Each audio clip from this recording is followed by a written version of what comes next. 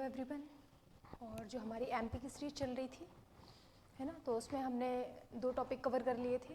एक मध्य प्रदेश का भौगोलिक परिदृश्य थोड़ा सा स्टैटिक उसका देखा था है ना, और मध्य प्रदेश का गठन कंप्लीट कर चुके हैं। कल जो हमने टॉपिक देखा था थोड़ा स्टैटिक वाला, उसमें कुछ चीज़ें रह गई जो मैं आपको आज बता दूँगी है ना। जैसे कि एक पॉइंट ये रह गया था अपना,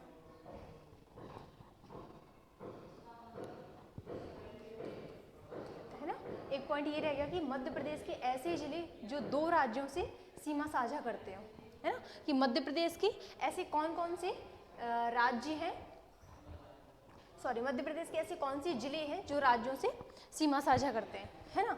तो यदि हम बात करें यूपी और राजस्थान, है ना, यूपी और राजस्थान ऐसे दो स्टेट, क्या ऐसे दो स्टेट जो अपने जिलों से टच करते हैं, तो वो कौन सा है, मुरैना और श्योपुर। यदि मैप में बात करूं तो ये देखो,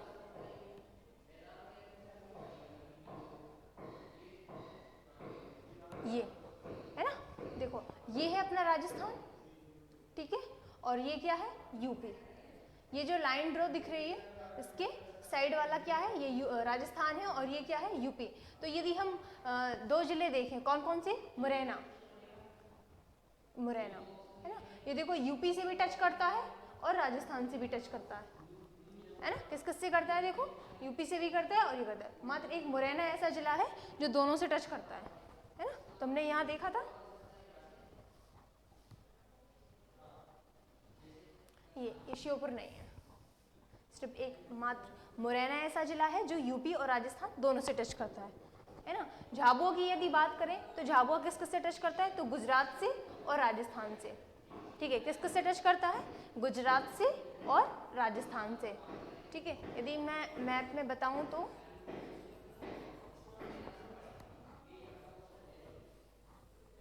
ये यहाँ है अपना झाबुआ, ये है झाबुआ जो हमारे दो राज्यों से, गुजरात से, यहाँ है गुजरात और यहाँ है महाराष्ट्र, तो किससे, दो राज्यों से टच करता है, ठीक है। झाबुआ हो गया। अब हम देखेंगे अलीराजपुर, अलीराजपुर किस किस से टच करता है, तो झाबुआ के ऊपर देखेंगे तो क्या है अपना अलीराजपुर,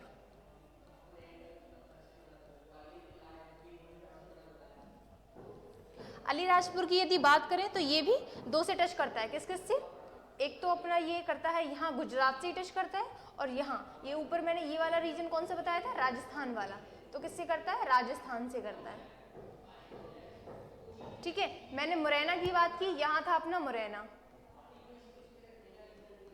है ना, तो ये राजस्थान से प्लस यहाँ से यूपी से, इन दोनों से टच कर रहा था, ठीक है। तो जो मुरैना था वो यूपी और राजस्थान से कर रहा था, तो मुरैना कहाँ है, ये रहा हमारा जो नॉर्थ में है वो मुरैना है, तो अपना राजस्थान से और यूपी से टच कर रहा था, ठीक है। बात की हमने झाबुआ की, तो झाबुआ किस किस से टच कर रहा था, तो हमने ये देखा झाबुआ ये गुजरात से और महाराष्ट्र से टच कर रहा था, है ना। फिर हमने देखा अलीराजपुर, अलीराजपुर भी एक ऐसा जिला है जो मध्य प्रदेश का एक ऐसा जिला है जो दो राज्यों से अपनी सीमा साझा करता है, किस किस से करता है, तो गुजरात से और महाराष्ट्र से, ठीक है। सॉरी, जो अलीराजपुर है वो गुजरात से और राजस्थान से टच करता है ना, यहाँ गलत लिख गया है ये,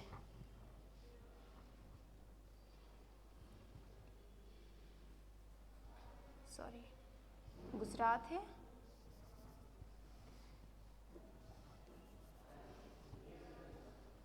और क्या है अपना ये राजस्थान, ठीक। तो जो अलीराजपुर है वो गुजरात से और राजस्थान से टच करता है। फिर क्या है अपना बालाघाट, कहाँ है बालाघाट, यहाँ है बालाघाट,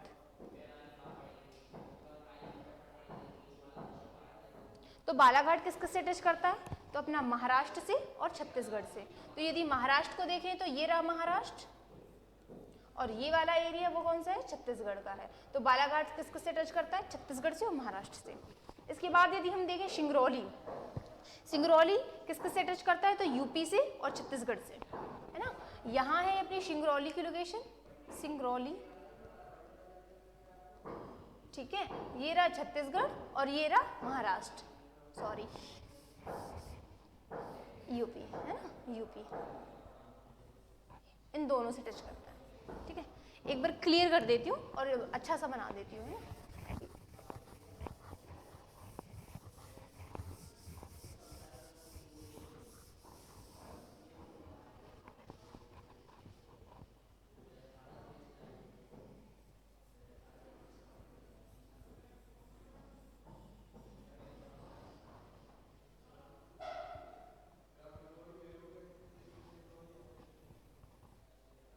देखो सबसे पहले ये देख लो कि अपना जो स्टेट है कितने राज्यों से सीमा साझा करता है, 5 राज्यों से। ठीक है, कौन कौन से करते हैं? तो यदि हम यहाँ ऊपर देखें नॉर्थ में तो क्या है अपना? उत्तर प्रदेश, उत्तर प्रदेश। ठीक है, यदि साउथ की बात करें तो कौन सा है? महाराष्ट्र। कौन सा? महाराष्ट्र। ठीक है, यदि पश्चिम में आए तो क्या देखेंगे? यहाँ है राजस्थान, ये है ना, यहाँ है गुजरात। और पूर्व में बात कर रहे हैं तो है अपना छत्तीसगढ़। ठीक है, ये अपने स्टेट है जो मध्य प्रदेश को टच करते हैं। ठीक है, अब हमें क्या देखना था कि मध्य प्रदेश के ऐसे कौन कौन से जिले हैं जो दोनों राज्यों को टच करते हैं, मतलब 2 राज्यों को टच करते हैं। तो यदि हम एक सबसे पहले मुरैना की बात करें, ये है मुरैना की लोकेशन, कहाँ पे? ये रहा मुरैना, है ना। यदि हम मुरैना को देखें तो ये उत्तर प्रदेश से भी टच करता है और ये राजस्थान से भी टच करता है ना। तो सबसे पहला यदि क्वेश्चन आए कि उत्तर प्रदेश और राजस्थान से बाउंड्री बनाने वाला जिला कौन सा है, तो क्या है? मुरैना। ठीक है, एक है दूसरा अपना झाबुआ, तो झाबुआ की लोकेशन है यहाँ पे। तो यदि हम झाबुआ की बात करें तो झाबुआ किस किस से टच करता है? तो एक तो अपना गुजरात से करता है, दूसरा अपना किससे करता है? महाराष्ट्र से, ये है ना। तो यदि क्वेश्चन बने कि महाराष्ट्र और गुजरात से सीमा साझा करने वाला जिला कौन सा है, तो कौन सा है? झाबुआ है। ठीक है, इसकी भी बात होगी। अब है अलीराजपुर, तो झाबुआ के ऊपर है अलीराजपुर, ये रहा।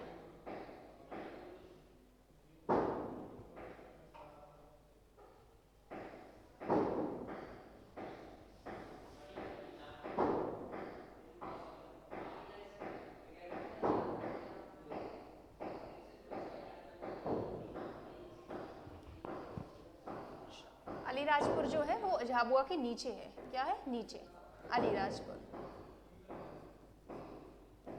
है ना। तो ये किस किस से टच करता है? जो झाबुआ है वो राजस्थान और गुजरात से करता है, ये राजस्थान और गुजरात से, और जो अलीराजपुर है वो गुजरात से और महाराष्ट्र से करता है ना। थोड़ा सा कंफ्यूजन हो गया, उसको सही कर लेना आप, ये है ना। झाबुआ को अलीराजपुर हो गया, अलीराजपुर को झाबुआ हो गया, इसलिए क्लियर कर लो। झाबुआ, तो झाबुआ है तो राजस्थान और गुजरात से करता है, और जो अलीराजपुर है वो गुजरात से और महाराष्ट्र से करता है। ठीक है, क्लियर हुआ ना। देखो मुरैना जो है वो यूपी और राजस्थान से बाउंड्री शेयर करता है। ठीक है, झाबुआ जो है वो अपने गुजरात से, ये रहा गुजरात, और ये है ऊपर राजस्थान, इन दोनों से टच करता है। ठीक है, झाबुआ के नीचे है अलीराजपुर, ये गुजरात से और ये महाराष्ट्र से टच करता है। ठीक है, इसके बाद यदि हम बालाघाट की बात करें तो बालाघाट महाराष्ट्र से और छत्तीसगढ़ से टच करता है। बालाघाट देखें तो यहाँ पे है बालाघाट, है ना। तो ये महाराष्ट्र से और छत्तीसगढ़ दोनों से जिला साझा करता है। ठीक है, बालाघाट हो गया। इसके बाद है अपना सिंगरौली। सिंगरौली की लोकेशन देखें तो यहाँ पे है अपना सिंगरौली।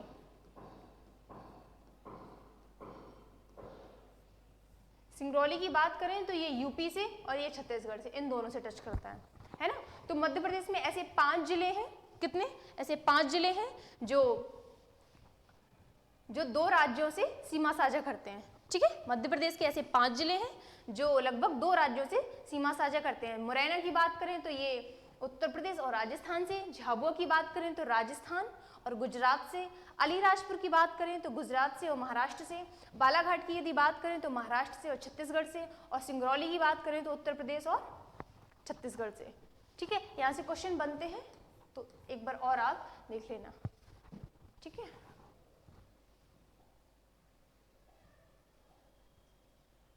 ठीक है। एक पॉइंट और है कि आपको पता होगा ना कि इंडिया से कर्क रेखा निकलती है अपने, है ना। तो भारत के ऐसे कितने राज्य हैं जहां से निकलती है? तो 8 राज्यों से। कितने? 8 राज्यों से निकलती है। ठीक है, जो कर्क है, पता होगा ना कि पृथ्वी में 3 रेखाएं हैं, एक मकर रेखा, भूमध्य रेखा और कर्क रेखा। ठीक है, जो कर्क रेखा है वो अपने इंडिया से भी गुजरती है, इंडिया से मध्य प्रदेश से भी गुजरती है, इंडिया के जो 8 राज्य हैं वहां से निकलती है, और यदि मध्य प्रदेश की बात करें तो 14 राज्यों से होकर गुजरती है। कितने राज्यों से? 14 राज्यों से। ठीक है, यदि पूछा जाए कि भारत में कर्क रेखा कितने राज्यों से गुजरती है तो 8 राज्यों से। ठीक है, और यदि मध्य प्रदेश में बात करें तो 14 राज्यों से है। कौन कौन से राज्य ये देख लेते हैं। तो सब यहाँ से गिनते हैं। सबसे पहले है रतलाम, है ना, लिख लेते हैं यहाँ रतलाम। रतलाम के बाद फिर है उज्जैन,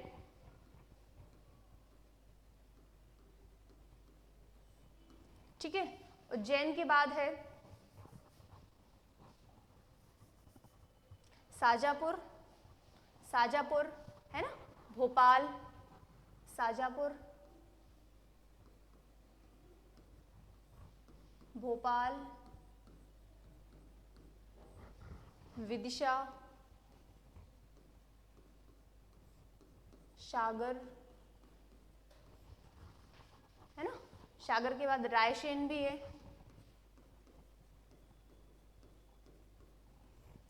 रायसेन के बाद दमोह, कटनी, दमोह, कटनी, उमरिया, शहडोल, अनूपपुर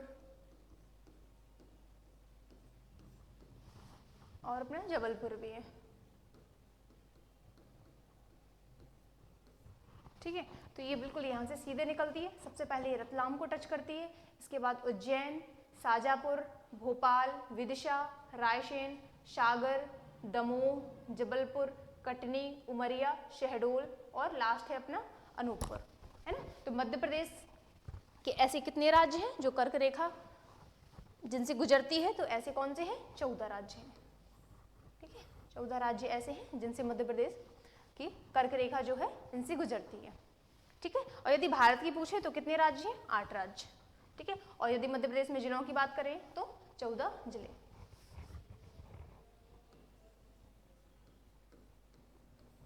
14 जिले हैं जिनसे कर्क रेखा गुजरती है। ठीक है, एक क्वेश्चन और बनता है कि जो भारत का मानक समय है ना, तो वो मध्य प्रदेश के कहाँ से गुजरता है? तो भारत का मानक समय है जो वो कहाँ से गुजरता है? तो इलाहाबाद की नैनी से गुजरता हुआ, मध्य प्रदेश के सिंगरौली से भी टच करता हुआ, छत्तीसगढ़ होता हुआ ये उड़ीसा एंड तटों से गुजर जाता है। तो जो यदि क्वेश्चन पूछा जाए कि भारत का मानक समय मध्य प्रदेश के किस स्थान से गुजरता है, तो कहाँ से गुजरता है? सिंगरौली से। कहाँ से? सिंगरौली से।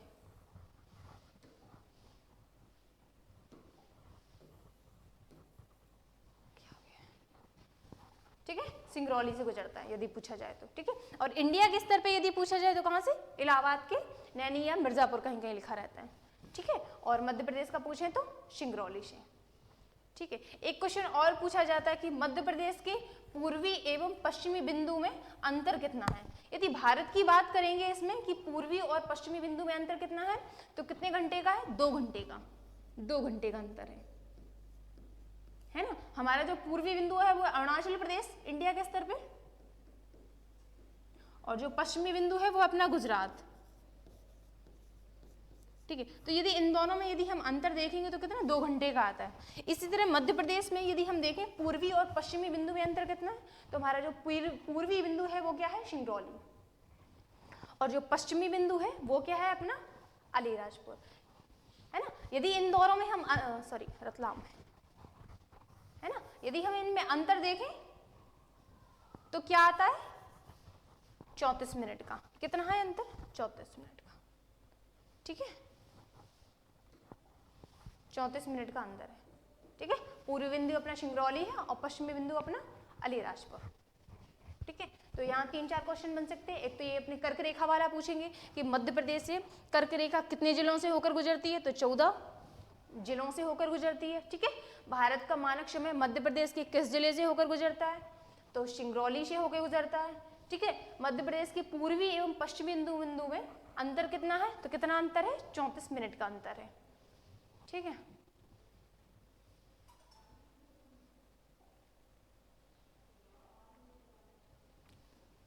आज का जो हमारा टॉपिक है ये है, क्या है, मध्य प्रदेश के भौतिक एवं प्राकृतिक प्रदेश।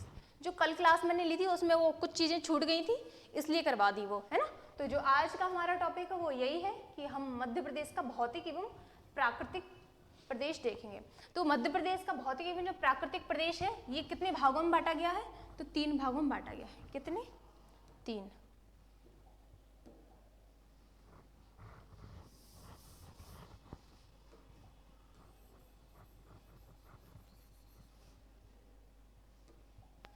देखो 3 भागों में बांटा गया है।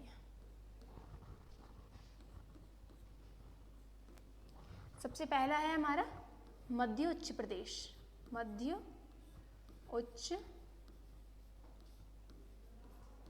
उच्च प्रदेश, ठीक है। दूसरा है सतपुड़ा क्षेत्र, सतपुड़ा क्षेत्र, ठीक है। और जो तीसरा है वो है अपना बघेलखंड क्षेत्र, बघेलखंड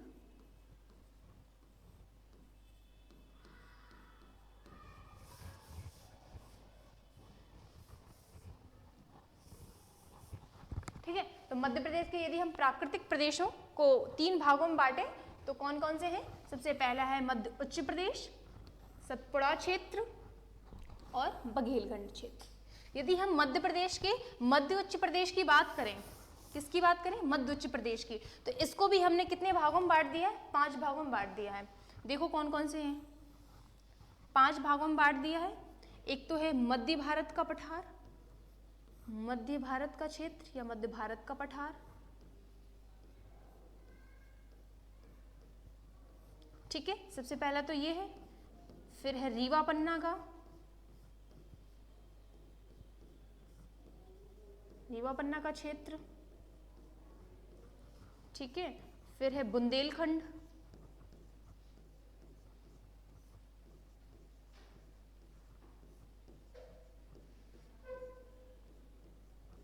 ठीक है, बुंदेलखंड का क्षेत्र। फिर अपना है नर्मदा सोन घाटी, नर्मदा सोन घाटी क्षेत्र,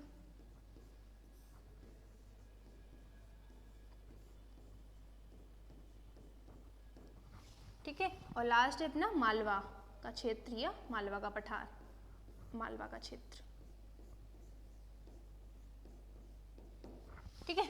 तो यदि बात करें कि मध्य प्रदेश को कितने प्राकृतिक प्रदेशों में बांटा गया है, तो कितने? 3 में बांटा गया है। मध्य उच्च प्रदेश, सतपुड़ा का क्षेत्र और बघेलखंड का क्षेत्र, है ना। यदि हम मध्य उच्च प्रदेश की बात करें तो इसको भी हमने 5 भागों में डिवाइड कर दिया है। मध्य भारत का पठार, रीवा पन्ना का क्षेत्र, बुंदेलखंड का क्षेत्र, नर्मदा सोन घाटी का क्षेत्र और मालवा का क्षेत्र, इतने भागों में बांट दिया है, ठीक है। और यदि इनकी मैप में लोकेशन की बात करूं तो ये देखो बना देती हूँ, है ना।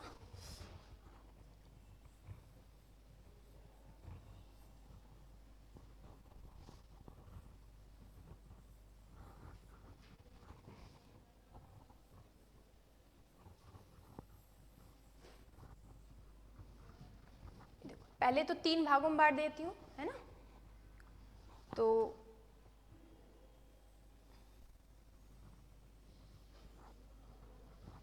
ये जो पूरा एरिया है अपना, ये क्या है? मध्य उच्च प्रदेश, मध्य उच्च प्रदेश, है ना। ये है अपना सतपुड़ा, सतपुड़ा का क्षेत्र, ठीक है।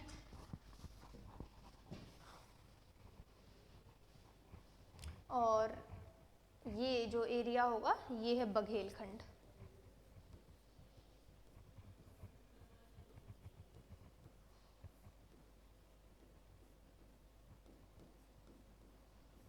ठीक है। यदि मैं मध्य उच्च प्रदेश को कितने भागों में बांटा था? 5 भागों में। यदि 5 भागों में बांट दूं तो ये अपना हो जाएगा मध्य भारत का पठार। क्या है?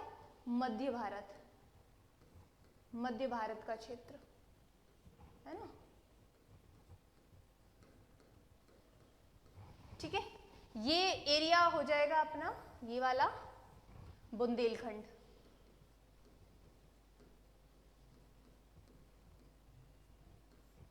ठीक है, ये है मालवा का पठार,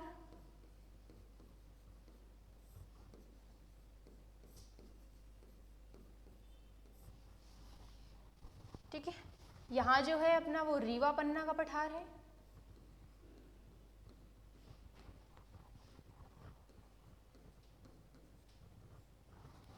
ठीक है, और यहाँ जो है ये अपनी नर्मदा सोन घाटी है, क्या है, नर्मदा सोन घाटी,